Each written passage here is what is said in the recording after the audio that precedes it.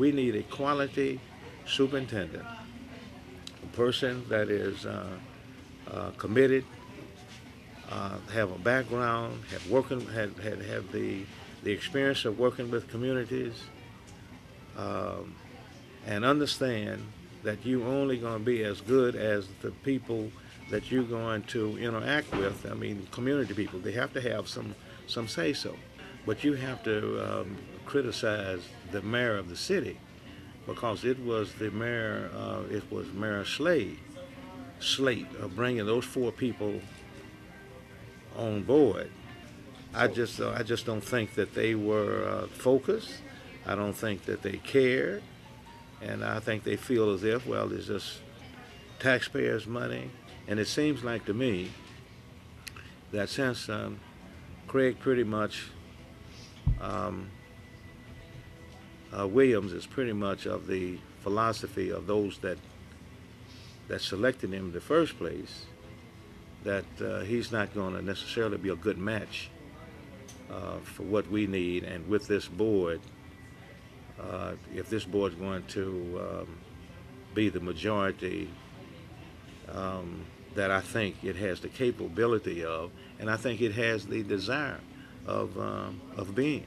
You can go ahead and continue to put Band-Aid on cancer, or you can do radical surgery and cut it out. You see, I mean, just for the sake of expediency, you're just going to hire a person in name to be a superintendent, and then say, well, how is this going to look to get rid of this one and bring in another one because you're going to lose 18 months? Well, that's debatable whether or not this person had learned anything in the 18 months that they've been here from the condition that is said about our budget. Um, the St. Louis public school system can't afford such a person, paying him that kind of a salary.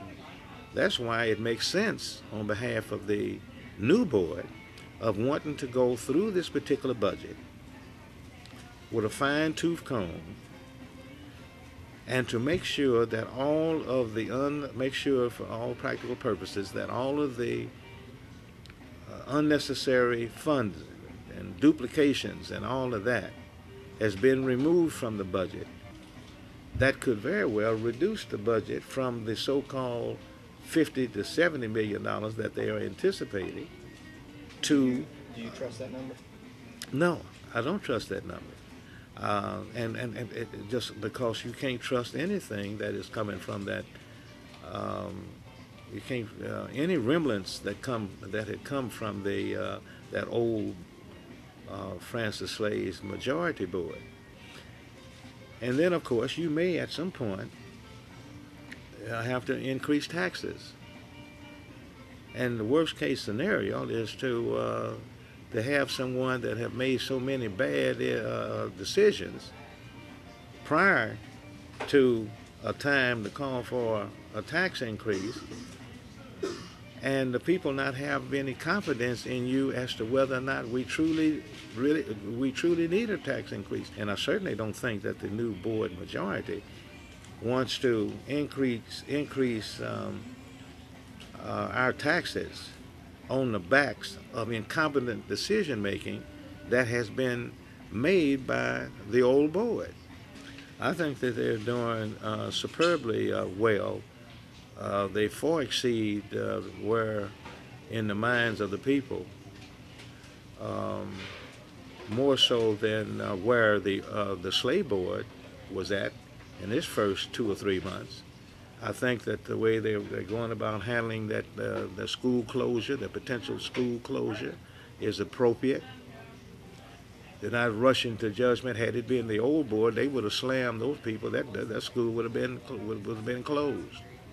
And that is to the credit of those two new board members that the community worked diligently in